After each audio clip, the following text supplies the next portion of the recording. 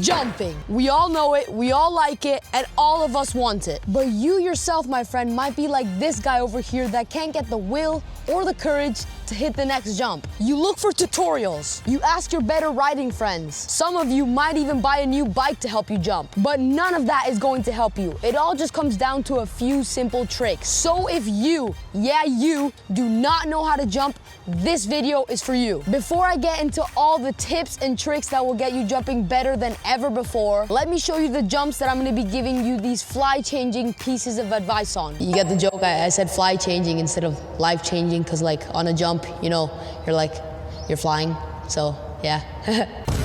I am currently in a jump park where I've got perfect beginner, intermediate, and advanced lines. The beginner line is simple with a small step down to get speed for the first jump, which is a little table, and then around the corner into another jump, which is a small gap. So I'm gonna head over there to give the first beginner fundamentals for jumping.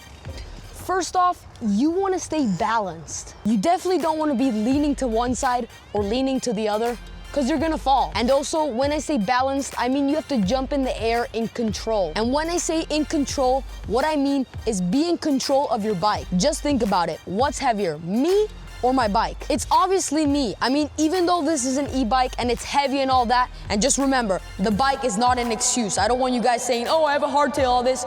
No, jump with what you have.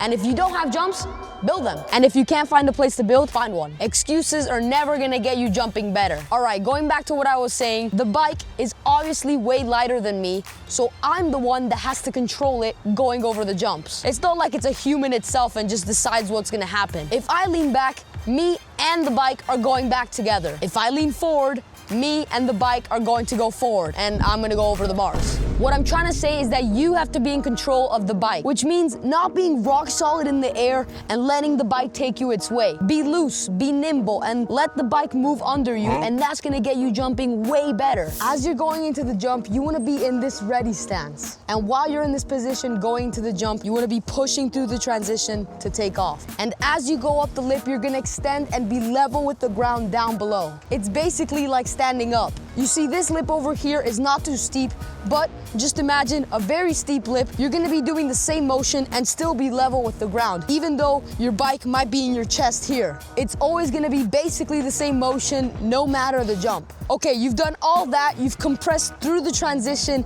in the ready position, and now you're going off the lip level with the ground.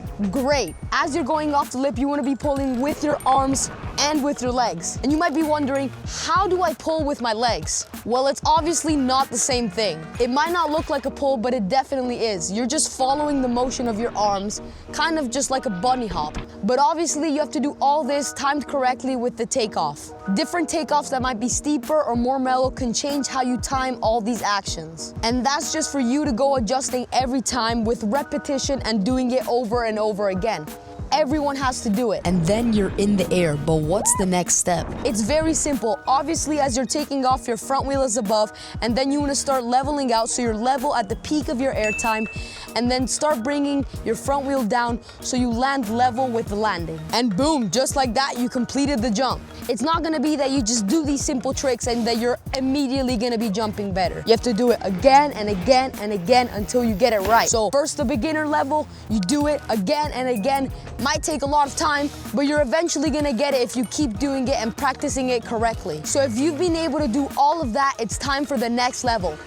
Intermediate. This is where things really start to spice up. The takeoffs are steeper and they're bigger. So let's get into it. You made it. You officially transferred to the next level, the intermediate level. In this intermediate level, riders tend to get scared, obviously because of the bigger and steeper lip. And that's where things can start to go wrong. I mean, obviously everyone is scared when they're hitting a new jump and one that is bigger specifically. But what usually happens with riders is that they throw all their fundamentals out the window and their jumping technique is gone. Something that I see all the time is riders going faster and pushing through the lip, which you do not want to do. This can make the jump more sketchy, dangerous, and possibly lead to an OTB. OTB. And nobody likes OTBs. So what you need to do in this next intermediate level is stick to the fundamentals and slightly adjust it to the bigger and steeper lip so you can hit it properly. This humongous lip over here is the Build Series lip, and this is not advanced. This is definitely pro because it is humongous. But getting to this level of jumping is exactly the same thing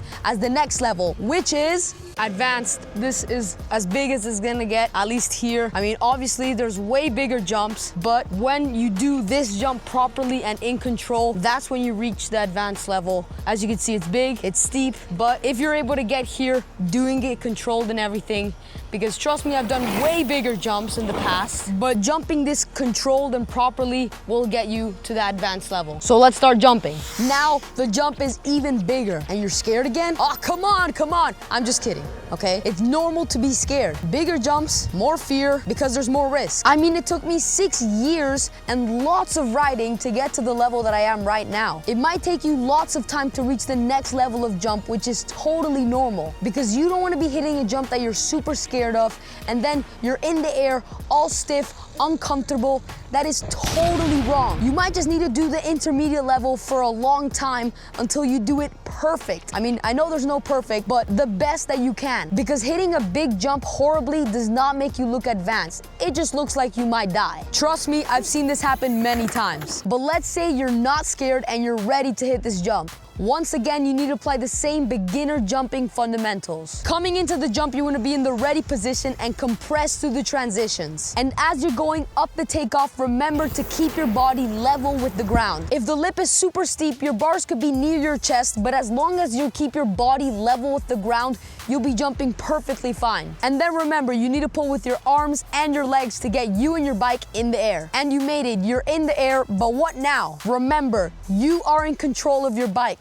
Stay loose, stay comfortable, and you don't want to be rock solid in the air. And obviously when you're in the air, you need to spot the landing, because where you look is where you go. And boom, you landed. You completed the 3 levels: beginner, intermediate, and advanced. You have done it. Obviously there's going to be way bigger jumps in the world, but you, my friend, just learned how to jump. But wait, one last little tip before this video ends. Just in case, if you happen by any chance to have your front wheel way higher than your rear wheel in the peak of your air time, well, there's one trick that might save you. You can use your rear brake, or sometimes even both if it's really bad, to get level with the landing again. Trust me, it works. I learned it not too long ago, and it saved me so many times. And if it's the opposite, that your rear wheel is way higher than your front wheel, then you're done for. Let's just say you're gonna die. I mean, it's gonna be an OTB straight to the collarbone. You're gonna get demolished. So yeah, try not to do that. Hopefully these tips and tricks that I gave you can help you not do that. So remember all the tips and tricks that I gave you. In that ready position, compressing through the transitions, being level with the ground when you're going off the takeoff, and all the other stuff. And what I really want you to remember is that it's not gonna happen quick. It's gonna take time, practice, and repetition. But if you keep doing it again and again, you will eventually get it for sure. Make sure to leave your current jumping level in the comments and subscribe for more tutorials like these. Tutorial done!